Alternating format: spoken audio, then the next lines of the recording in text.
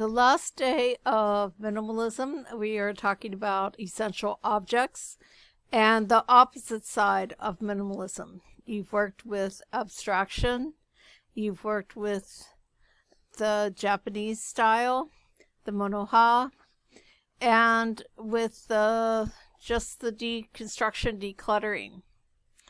So today you're working with some depersonalization. And we're talking in particular of depersonalization of objects. We are attached to our stuff. We associate all of the objects in our life with memories, experiences, relationships, for the most part. When we encounter a thing, it brings up some sort of mental associations. Our belongings are personalized. If it's important to you, it carries emotional weight. That can be positive weight. It could be negative weight. It could be guilt. It could be appreciation. All sorts of things. But when you depersonalize an object, you remove those emotional attachments and you isolate it from its context. So here you see an image of a hotel key. And this could have a personal meaning. It could be symbolic of a relationship. It could be symbolic of being able to escape. It could be an antique. You know, it was the key for your grandparents' honeymoon room, something like that.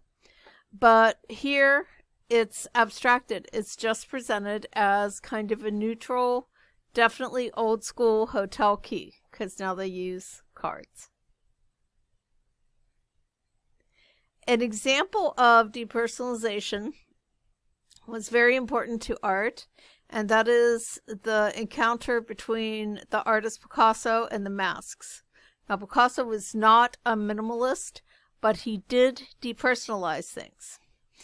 And if you take an African mask in context, like you see on the right, they are important parts of culture and tradition and religion and ritual.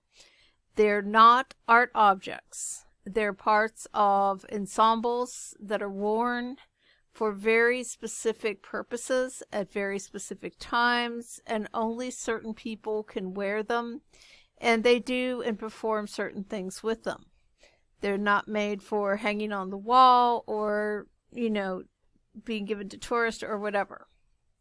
However, people collected the masks and depersonalized them, and that's how Picasso encountered them.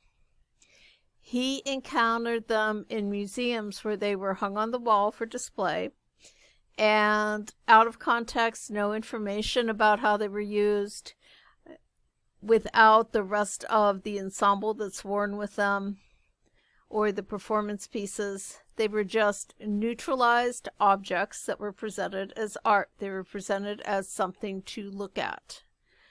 And he looked at them, and then because they're abstractions, they're not representational masks, that inspired his way of painting and helped to catalyze Cubism and modern art. And on the right, you can see the image of one of the African masks that he saw in the museum, and then how that translated over into one of his faces, how he stylized the face into the mask form. It's depersonalized. So how this relates to minimalism? Minimalism is capturing the essence of an object. And when you remove all of your emotions and associations, you just have the object.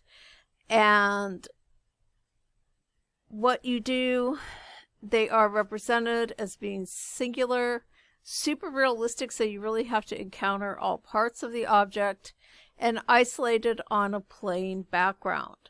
Instead of being abstracted to just basic elements and principles, it goes the opposite way. It's presented as real as possible, because that calls attention to the object itself and the artist's skill in rendering it. This is a colored pencil drawing of a fried egg. sunny side up, or a dippy egg where the yolk is still kind of runny, but you can tell the white is fried.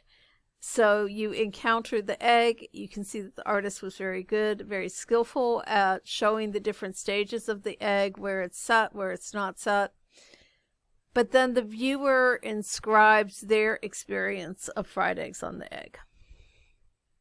It's not about you and the egg. It's about whoever is looking at the egg and the egg.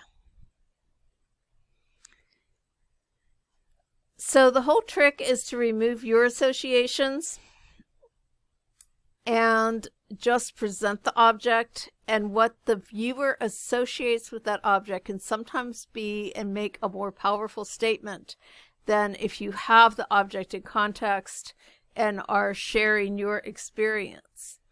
And it's because the object becomes everybody's. That's why it's important to be accurate and precise, and yet neutral with it. So you need to, a lot of you have styles already where you draw a certain way. I know I have a very distinctive style. When you're drawing like this, you have to kind of take your style out of it and be very, very technical. For example, here, this is colored pencil drawing of a diamond ring, and it is presented without context. You don't know where the ring came from, what its story is. So you start reading into it. You know, is it an engagement ring?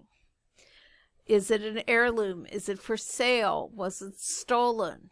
Is it of historical value? Is it fake? Okay? The ring itself is neutral.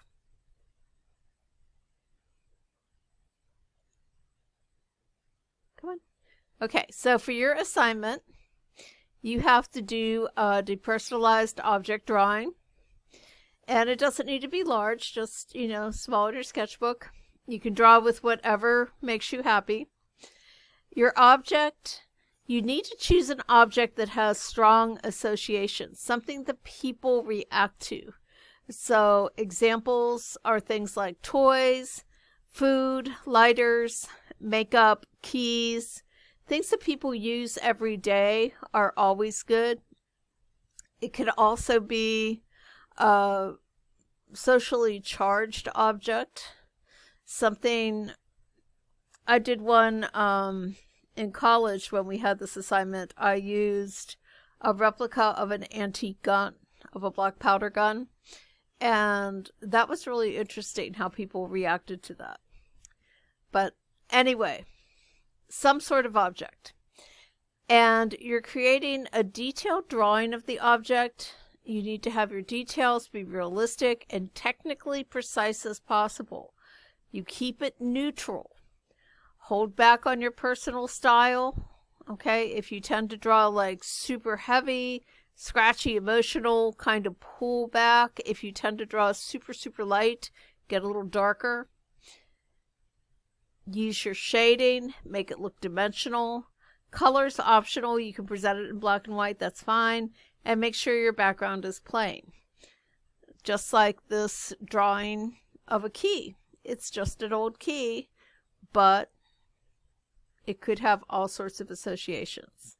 And then you photograph it and upload it. That's it.